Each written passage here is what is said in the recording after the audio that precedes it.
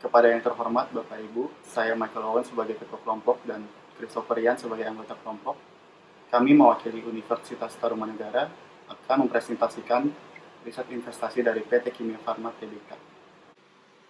Setelah kami menganalisis nilai perusahaan PT Kimia Farma Tbk dengan kode saham KF, kami mendapatkan kesimpulan untuk memberikan rekomendasi buy atau beli pada saham Kimia Farma dengan sasaran harga Rp2.264 per lembar saham untuk jangka waktu 12 bulan ke depan.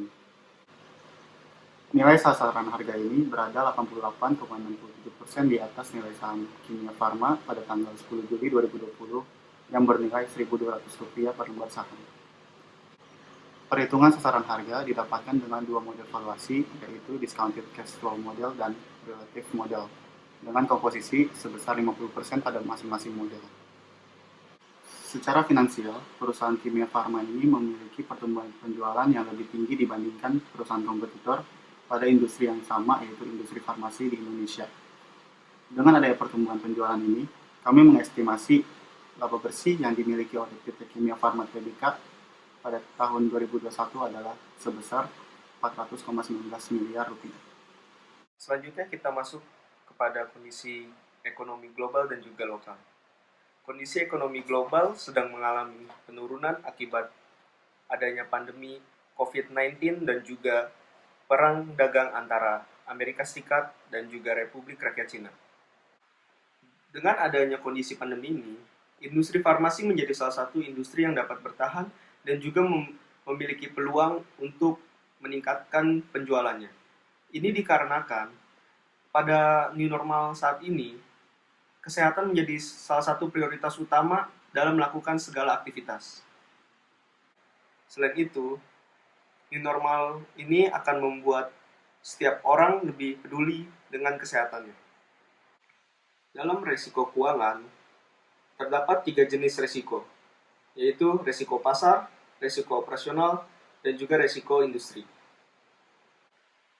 Resiko pasar yang perlu diperhatikan pada PT Kimia Farma adalah resiko utang.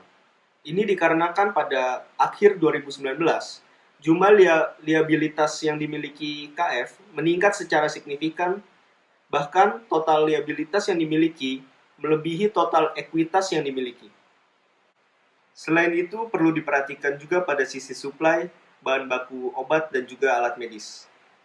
Ini dikarenakan 90% bahan baku obat dan alat medis yang ada di Indonesia merupakan aktivitas impor dari luar negeri. Sedangkan pada masa pandemi ini, negara-negara pengekspor bahan baku obat dan juga alat medis lebih mengutamakan untuk memenuhi kebutuhan negaranya sendiri. Hal ini dapat menyebabkan kelangkaan bahan baku obat dan alat medis yang menjadi kebutuhan industri farmasi di Indonesia. Pada risiko operasional, PT Kimia Farma tidak melakukan penjualan lebih dari 10% terhadap satu customer. Yang dapat disimpulkan bahwa PT Kimia Farma tidak memiliki risiko konsentrasi pelanggan. Sekian presentasi mengenai riset investasi dari PT Kimia Farma Tbk. Terima kasih.